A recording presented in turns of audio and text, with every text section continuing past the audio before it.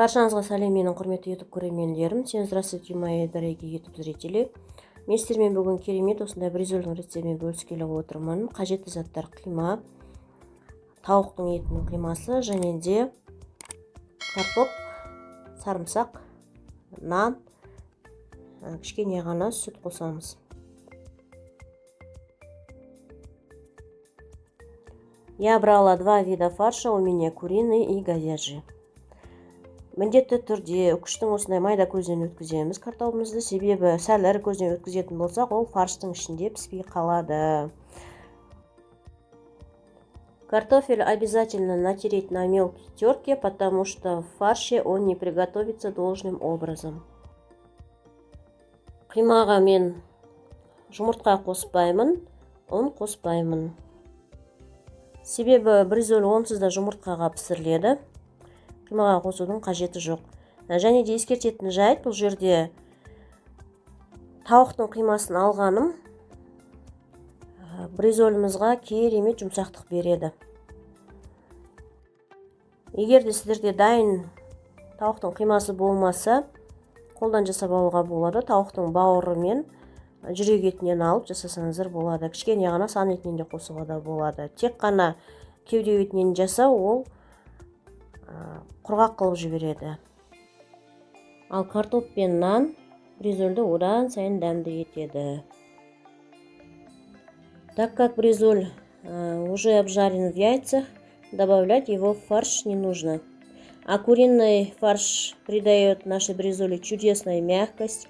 Если у вас нет готового куриного фарша, вы можете сделать его сами. Добавляем небольшое количество куриной печени, мяса, сердца и бедра. Фарш, приготовленный только из грудки, остается сухим. Картошка и хлеб еще делает бризоль вкуснее.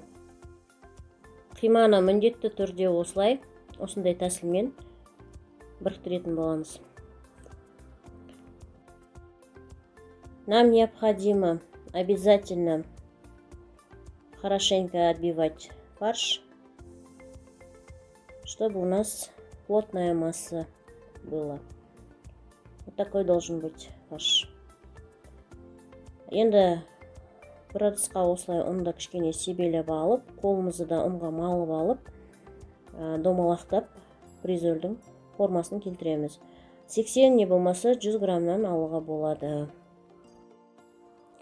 Обмакиваем руки в муку и делаем такие шарики примерно по 80 и 100 граммов. Ұнды алдын ала дайындап алған жұмыртқаны осылай кішкене тарелкамызға құйып, бризольдің формасын жасаймын. Жұмыртқаны тым көп құюдың қажеті жоқ. Себебі ол ішіндегі фаршы дұрыс піспей қалады. Не нужно добавлять много яиц, потому что начинка не приготовится должным образом.